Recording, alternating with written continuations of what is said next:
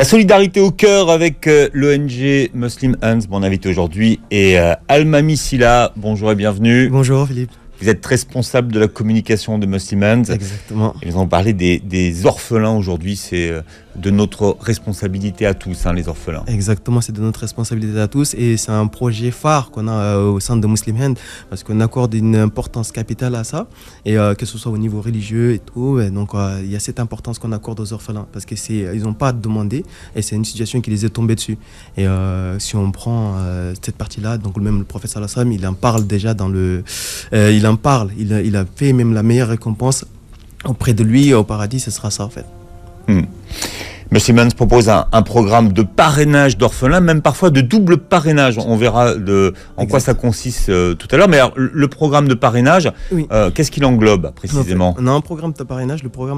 Ce programme comprend quoi ? Pour un montant de 39 € par mois. Ça comprend l'accès à l'éducation, l'accès à la santé et l'accès à la nourriture. Parce parce qu'avec Muslim Hands, on a dans différents pays, que ce soit au Pakistan, au Sénégal, au Mali et au Niger, on a ce qu'on appelle les écoles de l'excellence. Et ces écoles d'excellence, on va dire 90%, 95%, c'est que des orphelins qui sont parrainés dedans. Ce sont des enfants à partir de quel âge ? Parce que si vous parlez d'école, ça veut dire qu'ils sont en âge d'être scolarisés. Ils sont en âge d'être scolarisés ou pas du tout. Et parce qu'on commence là, il y a par exemple au Niger, il y a un exemple qui m'a frappé. Quand on était au Niger, j'ai rencontré des gens qui ont commencé du jardin d'enfants jusqu'en terminale. Donc ils ont fait tout leur parcours au sein de l'école de l'excellence de Muslim Hands. Ils ont été parrainés. Alors ce sont des questions qui reviennent souvent. Est-ce que le donateur a un droit de regard sur l'enfant qu'il va parrainer ? Est-ce qu'il peut choisir ? Après, avoir un droit de regard, on doit les nuancer un peu parce que il peut choisir l'enfant. Parce que quand un donateur vient sur le site internet, on a la liste des orphelins en fonction de la localité. Il peut choisir cet enfant-là. Moi, j'ai parce qu'il y a des gens qui... Alors, il peut choisir déjà le pays, par exemple, Il peut choisir le pays. Et comme je l'ai dit, on a différents pays. Donc, il y a le Mali, Sénégal, Niger, et tout, et Pakistan, et Bangladesh.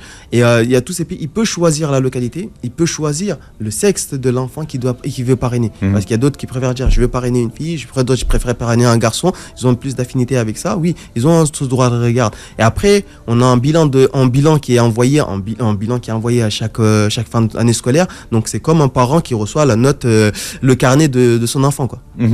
Et voilà. Et après, donc pour qu'il y ait une correspondance, il faut que ça soit prévu à l'avance, parce que ce n'est pas fait d'un coup comme ça, parce qu'on ne donne pas l'accès direct. Oui, c'était ma question. Voilà, en fait, parce que beaucoup de donateurs, il faut savoir, est-ce qu'ils peuvent écrire ? Ils peuvent écrire. Est-ce qu'ils peuvent donner plus ? Oui, ils peuvent donner plus. Et tu sais, au-delà des 39 €, les 39 €, c'est pour le fonctionnement de l'ONG, pour le fonctionnement du parrainage et tout. Mais après, tout ce qu'ils donnent en plus, c'est renvoyé directement à l'orphelin, en fait. Et il peut écrire des courriers qu'on envoie directement, et l'orphelin peut lui répondre ou pas ne pas répondre. Après, il faut prendre en compte qu'il y a un décalage de langue, parce que par exemple, si on parraine quelqu'un au Pakistan, s'il ne parle pas français, il ne va pas parler français, il faut qu'il y ait une traduction par rapport à ça. Tous les orphelins donc, qui sont parrainés aujourd'hui vont dans les écoles d'excellence dont vous nous parliez tout à l'heure. Exactement. Ils vont dans ces écoles de l'excellence. Tous les orphelins, parce qu'on accorde une importance capitale à parrainage d'orphelins et éducation. D'accord. Et donc, ça, c'est ce qu'on met en avant, en fait. Donc, ils sont dans l'école. Et donc, tellement, par exemple, on prend le cas de Niger, je reviens parce que j'étais là-bas au mois de janvier, février, j'étais là-bas pour rentrer dans cette école. Il y a même des gens qui ne sont pas orphelins qui viennent, mais eux, ceux qui ne sont pas orphelins qui viennent dans l'école, ils payent les frais de scolarité. Et les orphelins, c'est gratuit pour les orphelins. D'accord, c'est pas une école où il y a que les orphelins. C'est pas qu'il y a pas que les orphelins, mais quand on arrive dans cette école, tellement il y a l'uniforme, tout est homogène, qu'on ne fait pas la différence entre un orphelin et quelqu'un qui a été, dont les frais de scolarité ont été payés par ses parents, en fait. Il y a un pourcentage de 5% qui viennent par rapport à la qualité de notre école, en fait. Ensuite, l'enfant peut le suivre donc tout au long de sa scolarité. C'est le principe. C'est le principe, comme on l'a dit. Ça devient comme si c'était notre. On le parraine, donc on crée cette proximité-là. Ça devient notre enfant, en fait. Et donc il y a cette particularité. Donc on le suit. Il y a son bilan, comme je l'ai dit. Il y a le bilan de santé. Il y a le bilan des notes qui sont envoyées. Il y a tout un suivi qui est fait derrière. Et on peut lui écrire à cet enfant? On peut l'écrire, comme je l'ai dit tout à l'heure, on peut l'écrire et ça sera, ça nous est envoyé, nous on le récupère, on l'envoie sur l'équipe terrain en fait.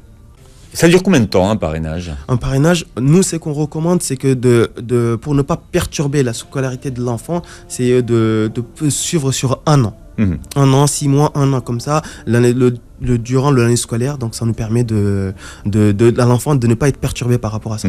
Donc on s'engage pour une année? Généralement, on s'engage pour une année, et généralement, quand les gens ils s'engagent, c'est pour suivre l'enfant jusqu'à la fin de ses études, donc ça veut dire la terminale. Quoi. Alors après, pour ceux qui veulent s'engager, financièrement, comment ça se passe? Ce sont des mensualités, on paye à l'année? Ce sont des mensualités de 39 €. C'est 39 € qui est payé tous les mois qui sont prélevés et après donc ça permet nous de suivre l'enfant en fait. Après ceux qui n'ont pas la possibilité de parrainer, il y a ce qu'on appelle le fonds orphelin. Ce fonds orphelin, il permet parce que moi il y a certaines personnes qui ont peur de l'engagement, qui se sont dit si je m'engage, je sais pas combien ma situation financière va évoluer. Donc ce qu'ils font, ils mettent dans le fonds orphelin. Et donc ce fonds orphelin, nous ça nous permet de combler le gap en fait. Et c'est pas, on va dire. Oui, et là il n'y a pas d'engagement sur une durée en fait. Il n'y a pas d'engagement sur une durée et ça permet à nous de combler parce que c'est pas tous les orphelins qui sont dans les écoles d'excellence qui sont parrainés en fait. Et donc nous on n'attend pas, que tout le monde soit parrainé pour dire venez à l'école. Donc on les fait venir à l'école et s'il y a un parrainage qui est fait, alhamdulillah. Voilà. Techniquement, comment on fait aujourd'hui pour parrainer un enfant? C'est tout simple, c'est partir sur le site internet et dans l'onglet parrainer un orphelin et il y a toutes les étapes qui sont suivies. On choisit, on choisit la localité, on choisit l'orphelin. Et après, il y a le mandat CEPA qu'il faudra remplir et tout. Après, il y a tout le rapport qui est fait, il y a un suivi qui est fait par mail et tout ça. Muslimans soutient un large panel de projets éducatifs à travers le monde, notamment des centres de formation aujourd'hui professionnels. Oui, exact. Les centres de formation professionnelle, ça, on le fait par rapport, ça rentre dans le côté de notre programme de moyenne subsistance. Et c'est pour apporter la formation professionnelle pour la couture pour les femmes au Niger, on l'a fait, et au Mali aussi. Et après, donc il y a tout ça, ça rentre parce que l'éducation, quand on regarde l'éducation, c'est la base. La base, quand on regarde le premier verset qui est descendu, c'est Iqra, apprends, lis. Et donc cette lit-là, ça comprend la formation, ça comprend tout en fait. Donc il y a ce suivi-là et on accorde une importance capitale à ça en fait. C'est un centre de formation au Liban. Oui, exactement. Au Liban, en fait, il y a des centres de formation en fonction du besoin du pays. Il y a des centres de formation par rapport aux métiers qui sont proposés. Donc voilà. Il y a également donc un fonds de solidarité sur le même principe que pour les orphelins. Exactement. Pour justement l'éducation. Si vous voulez aider à l'éducation. Exact. Et donc on a pensé à tout le monde parce que les budgets ne sont pas pareils, les gens ne sont pas pareils. Et il y a d'autres qui peuvent avoir cette facilité de faire mensuellement. Il y a d'autres que c'est un don ponctuel. Donc quand vous partez sur notre site, il y a toute cette partie-là. Donc il y a don ponctuel et le don régulier. Donc ceux qui ont la possibilité de donner de manière ponctuelle, ils le font. Et d'autres, ceux qui veulent faire régulièrement, ils le font. Alors c'est vrai qu'on est plus sensible peut-être à la solidarité pendant ce mois de Ramadan, mais la solidarité c'est toute l'année. C'est toute l'année, exactement, la solidarité reste toute l'année, donc la pensée, le Ramadan a cette spécificité-là de réveiller le cœur, de réveiller les esprits par rapport à la situation que nos frères vivent à travers le monde, mais c'est toute l'année. La solidarité reste toute l'année. Et après, donc, moi, ce que j'aimerais dire aux gens, c'est que il faut qu'ils prennent conscience que le don qu'ils font, même quand ils pensent que c'est minime, un don n'est pas minime. Et j'étais parti, quand j'étais sur le terrain, j'ai vu l'impact que ça avait. Et cet impact-là, ça m'avait bouleversé. Parce que quand je suis arrivé pour la première fois dans une école de l'excellence au Mali, franchement, j'ai pris mon collègue, j'ai dit, mais attends, c'est nous qui finançons tout ça? Il me dit oui. J'ai dit les profs, c'est nous qui les payons. Oui. La nourriture, c'est tout. Oui. Et le gouverneur après il m'a dit non, rentre pas dans ce sujet-là. On fait, et ça c'est avec les donateurs. Il faut que, j'ai dit ok. En tant que responsable de communication, je vais prendre cet engagement de montrer tout ce qu'on fait, de mettre en avant, de mettre en lumière tout ce qu'on fait, pour que les donateurs ils puissent prendre conscience du fait que leur don, même 1 €, même 1 €. Ça peut sauver des vies. Il n'y a pas de petit don. C'est combien d'enfants qui sont justement pris en charge par an? Si on prend l'école de l'excellence, on a 2 écoles de l'excellence au Mali.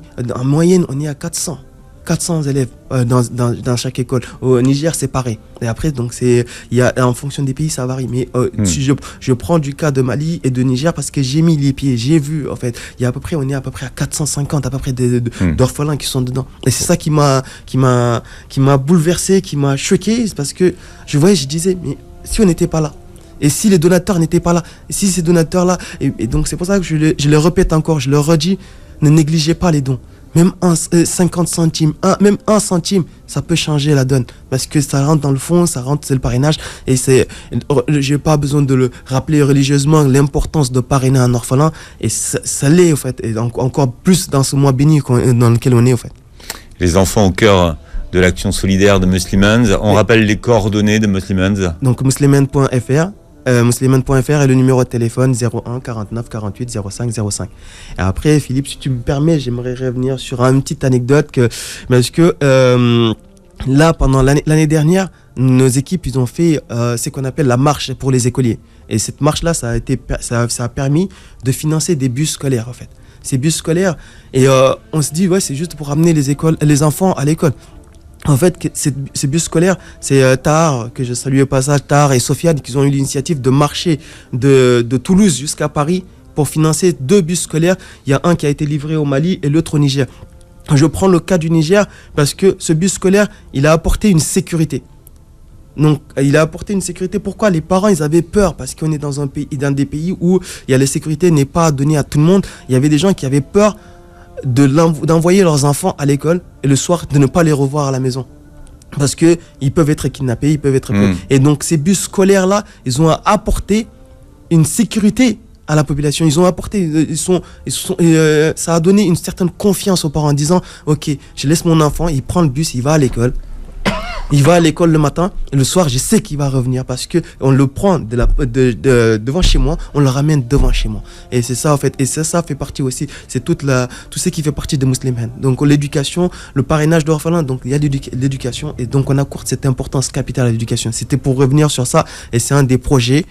Comme je l'ai dit, c'est le projet phare. Un des projets phares de Muslimans en fait, avec l'eau et la nourriture et tout. Mais l'éducation, on accorde une certaine importance parce que religieusement, c'est Iqra, l'éducation. Donc voilà, on accorde cette importance-là.